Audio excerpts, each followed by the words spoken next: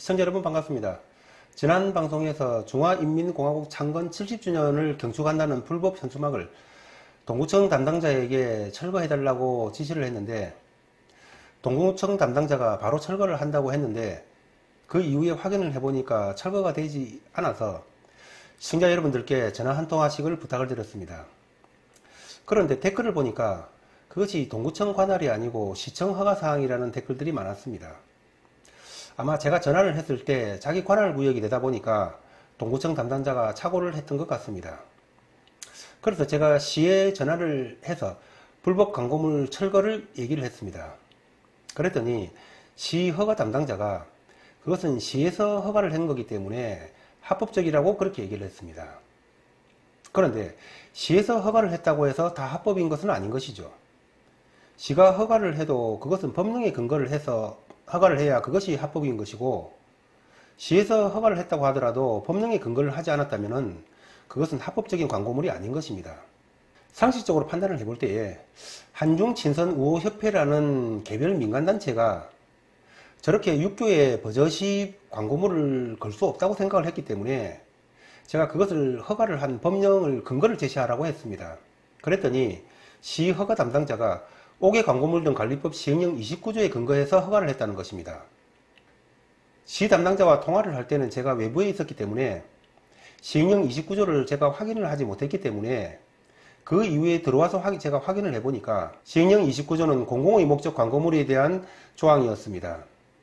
그래서 제가 그 조항을 조금 더 살펴보니까 공공의 목적의 광고물을 하기 위해서는 첫째, 그 주체가 자격이 있어야 되고, 둘째, 대상물이 요건에 맞아야 되는 것이었습니다. 그 광고물을 부착한 주체인 한중친선우호협회는 별표 2항에 보시면은 공공기관의 정의에 해당되지 않습니다.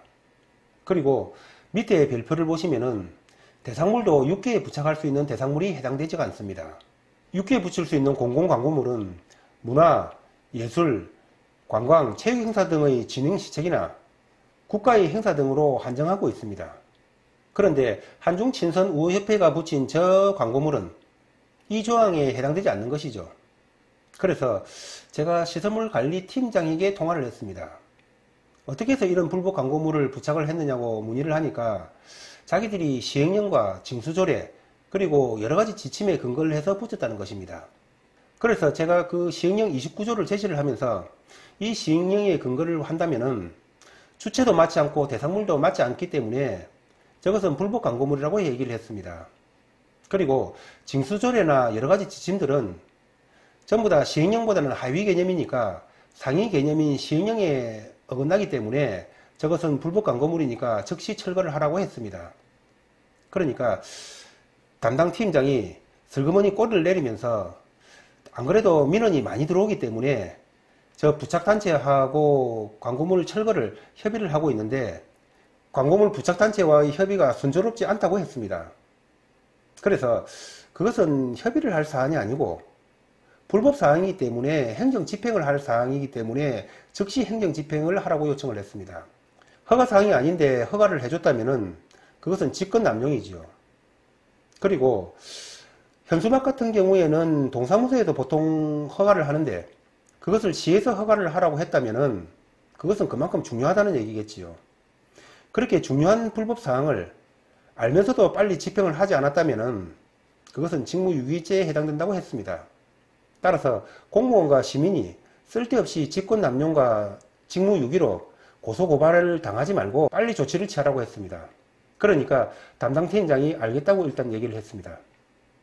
자, 이 담당자의 전화는 지역코드 051-888-4351번입니다. 그리고 담당 팀장은 지역코드 051-888-4353번입니다. 전화 안 하신 분들은 한 번씩 전화를 하셔가지고 이 불법 사대주의 광고물을 우리 손으로 해결을 하자는 말씀을 드립니다. 트럼프가 우리 시간으로 19일 북한 해법 문제를 얘기를 하면서 리비아식 모델을 언급한 것이 우리를 심하게 지연시켰다면서 어쩌면은 새로운 방법이 좋을지도 모른다고 얘기를 했습니다. 제가 이 문제를 이란 문제와 연결을 해서 말씀을 드리려고 했는데 분량이 너무 많아져서 이란 문제 부분은 빼도록 하겠습니다. 자, 이 리비아식 모델이라는 것이 뭡니까? 선 핵 폐기 후에 후 보상을 해준다는 것이죠. 그러다가 그 이후에 카다피가 반군들에 의해서 처형이 됐지요.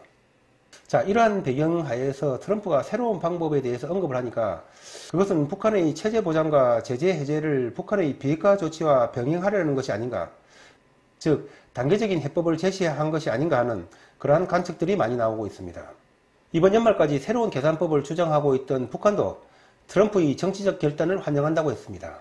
미북 실무협상 대표인 김명길이도 과거에 미 행정부 관료들이 집권을 하고 있었다면 지금쯤 한반도는 통제 불가능한 상황이 되었을 것이라고 말을 하면서 조미 양측이 해결 가능한 것부터 하나씩 차례로 단계적으로 해결을 해 나가는 것이 최선이라고 말을 했습니다. 그러면서 조만간 있을 실무협상에서 미국이 제대로 된 계산법을 가지고 나올 것을 낙관한다고 말을 했습니다. 또한 일부의 미 한반도 전문가들도 트럼프의 새로운 방법이라는 것이 단계적인 비핵화를 의미하는 것이라고 얘기를 했습니다.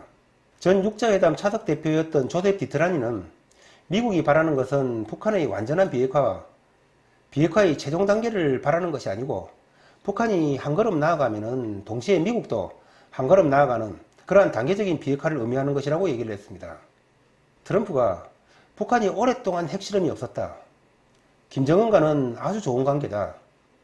만약에 내가 아니고 다른 사람이 대통령이었다면 한반도는 지금쯤 전쟁을 하고 있을 것이다 라는 등등의 트럼프의 말을 본다면 이러한 말들이 상당히 설득력이 있어 보입니다.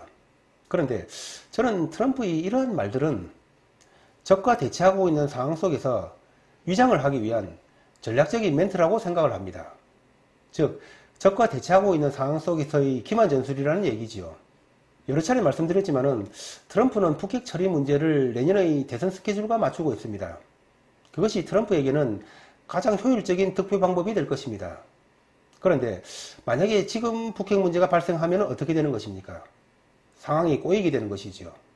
그렇기 때문에 트럼프는 자기 시간표대로 시간을 끌기 위해서 김정은이 약속을 잘 지키고 있다. 김정은과 아주 좋은 관계다. 단거리 미사일은 협정 사항이 아니다. 이런 등등의 얘기를 하고 있는 것이라고 보고 있습니다. 세계 대통령이라고 할 수 있는 트럼프가 김정은이가 약속을 잘 지키고 있다고 얘기를 하고 있고 김정은과 사이가 좋다고 얘기를 하고 있는데 김정은이가 쉽게 핵실험을 하면서 판을 깨지는 못하겠지요. 심지어 트럼프는 오늘 뉴스에 보니까 노벨상에 대해서 불평을 했다고 합니다. 그런데 정말 트럼프가 노벨 평화상을 받고 싶어서 그런 얘기를 했겠습니까? 그것은 제가 보기에는 트럼프는 전쟁을 하지 않는다. 즉 평화의 이미지를 강조하는 그러한 기만 전술이라고 보고 있습니다. 제가 왜 그러한 트럼프의 멘트들이 기만 전술이라고 보고 있느냐 하면은 지금 미국은 트럼프의 집권 초기보다는 못하지만은 어떻든 간에 경제 대호황을 이루고 있습니다. 이러한 경제 호황 속에서도 트럼프의 지지율은 30% 후반대를 머물고 있습니다. 심지어 바이든과는 10% 이상의 격차를 보이고 있습니다. 그것은 다 어디에서 연유되는 것입니까? 결국 외교 문제를 잘 처리 못했다는 그런 뜻이겠지요. 자, 북핵 문제를 잘 처리한다고 했는데 북한이 오랫동안 핵실험이 없었다는 걸로 자기 공시사를 하고 있는 걸로 보이고 김정은과 사이가 좋다고 하고 있습니다. 미국민들이 이러한 것들을 모르겠습니까? 거기다가 잘 합의되어 있던 이러한 문제를 파기를 하고 중동 불안을 야기를 했지요. 중국과는 무역전쟁을 벌이고 있습니다. 즉 미국민들이 보기에 이러한 외교적인 실패 속에서 CVID, FFID 등을 주장을 해오던 미국이 북한이 주장하는 단계적인 비핵화 해법에 끌려간다면 트럼프가 어떻게 될까요? 트럼프는 돌아볼 필요도 없이 내년 대선에서 탈락을 하게 될 것입니다. 미국의 언론과 민주당, 미국민들이 바보가 아니지 않습니까? 즉 정치인인 트럼프가 표 계산을 안 할 리 없는데 슈퍼파워의 자긍심을 가지고 있는 미국민들의 자존심을 짓밟으면서 거지국가 북한의 단계적인 비핵화에 끌려가는 모습을 보인다면 트럼프는 내년 대선을 생각할 필요도 없을 것입니다. 따라서 트럼프의 이러한 멘트들은 다 기만 전술이라고 보고 있는 것입니다. 그런데 트럼프를 까는 데만 집중하다 보니까 언론들이 지나치고 넘어간 것이 저희 주장을 뒷받침하는 트럼프의 강력한 멘트가 있었습니다. 트럼프는 새로운 방식에 대해서 어쩌면 그것은 강력한 공격을 의미하는 것일지도 모른다고 얘기를 했습니다. 그러면서 미국은 지금 역사상 최대로 강력한 군대를 가지고 있다고 얘기를 했습니다.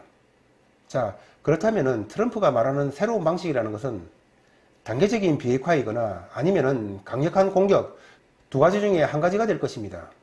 슈퍼매파였던 볼턴을 해임하고 리비아 모델 언급했던 것을 비난을 하면서 내가 아니면은 한반도는 지금쯤 전쟁을 하고 있을 것이다 라고 말을 하는 트럼프가 새로운 방법에 대해서 언급을 하니까 많은 사람들이 단편적으로 트럼프가 FFID에서 물러서서 단계적인 해법을 모색하는 것이 아닌가 하는 그런 생각을 하는 사람들이 많습니다. 하지만은 아까도 말씀드렸지만은 트럼프가 단계적인 해법을 모색하면은 그것은 자멸을 하는 길입니다. 미국민들이 바보가 아니기 때문에 그렇습니다. 자, 그렇다면은 트럼프가 말하는 새로운 방법이라는 것은 무엇인가?